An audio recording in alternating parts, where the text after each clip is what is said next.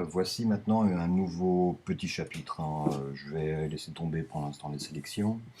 Je voudrais passer cette tour Eiffel, cette statue en motif. D'accord? Il y a plusieurs façons de le faire. Il y a plusieurs types de motifs. Là, il n'y a pas de sélection, d'accord? Aucune sélection. Je vais dans le menu édition, utiliser comme motif, et là il me prend l'image entière. Le nom importe peu. Voilà. Là, si je viens ici, je peux créer un motif. Là, on ne le verra pas puisqu'il est à 100%. Donc après, là, je peux descendre. Et là, je retrouve mes motifs. Toujours touche flèche bas. Excusez-moi, je suis un peu fatigué. Touche bas pour diminuer et touche haut pour augmenter. D'accord.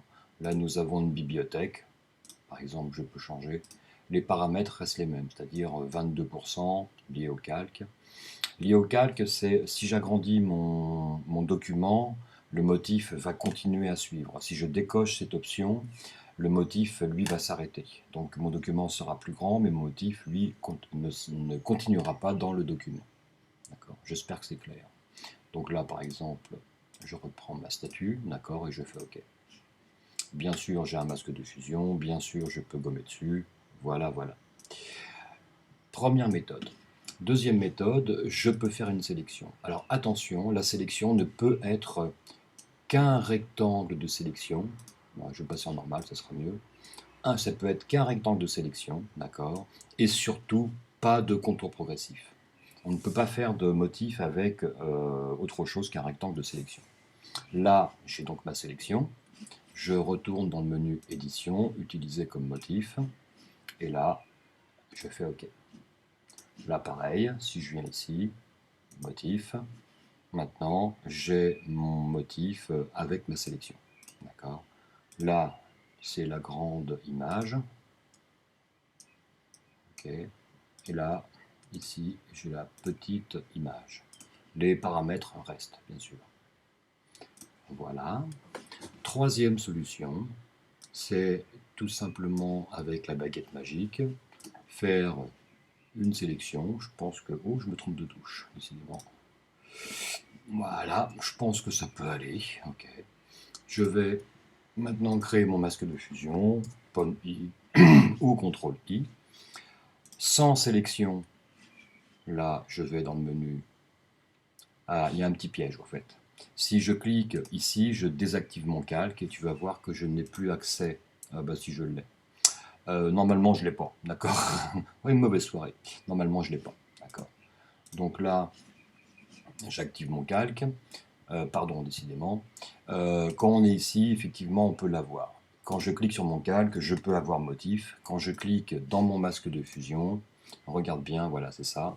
Utiliser comme motif n'est pas actif parce que j'ai cliqué dans mon masque de fusion. D'accord, c'est tout bête. Donc je peux cliquer sur le calque ou même à l'extérieur du calque. Donc là, édition, utiliser comme motif, et j'utilise maintenant mon motif avec transparence. Si maintenant je vais créer mon calque de motif, voilà, je descends bien sur la taille et j'ai des petits motifs.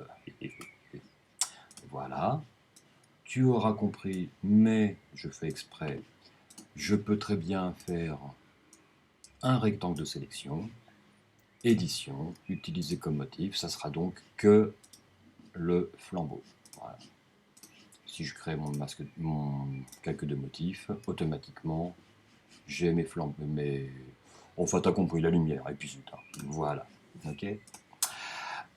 Troisième petite chose, ou troisième, quatrième ou cinquième, je ne sais plus, je pourrais très bien créer aussi un nombre porté. D'accord. Voilà, ici, comme ça. Je fais, alors je peux régler ici, hein, bien sûr. Je fais OK. Là, pourquoi pas, je fais une sélection de ma statue de la liberté et édition utilisée comme motif. Voilà. Tu vas voir que maintenant que mon motif, attends, j'aurais dû cacher ce calque. D'accord, j'ai pas envie de le voir. Voilà, motif. Maintenant, j'ai ma statue de la liberté avec mon nombre porté. Ok. Voilà. Donc là, c'est la création et l'utilisation de motifs. Et on peut arriver à des choses très très sympathiques. Voilà. Tu m'as posé la question l'autre fois, quelle est la différence entre fond et opacité? Là, l'opacité, je descends l'opacité de mon calque, donc de mon calque en général, c'est-à-dire et ma statue de la liberté et mon ombre portée. Tandis que là, le fond, je descends l'opacité, je peux même faire entièrement, moi j'aime bien, hein.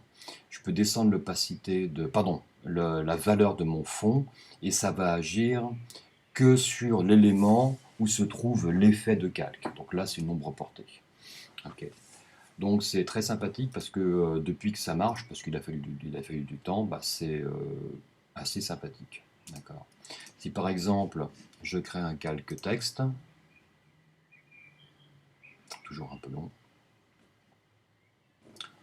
toujours un peu long et toujours un peu long. Voilà. Je clique, je marque un texte. Voilà. Je vais l'agrandir. Comme ça, on le verra bien. Voilà.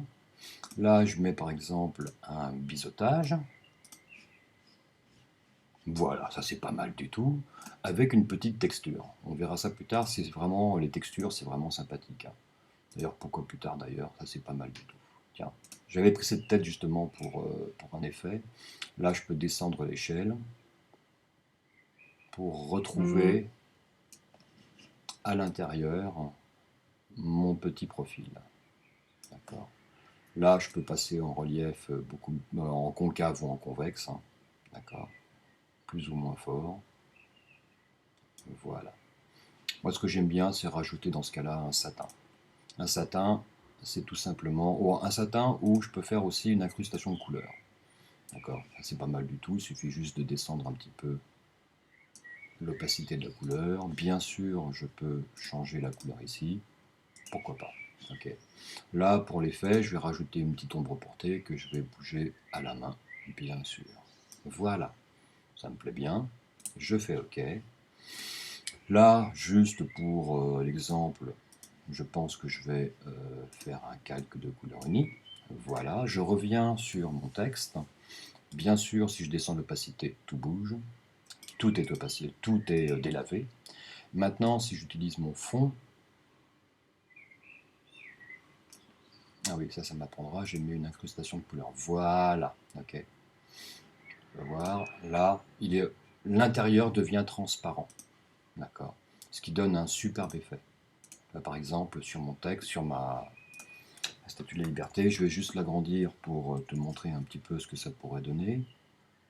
J'espère, non c'est bon, tout va bien. Je l'agrandis très très très fortement. Autant y aller franco.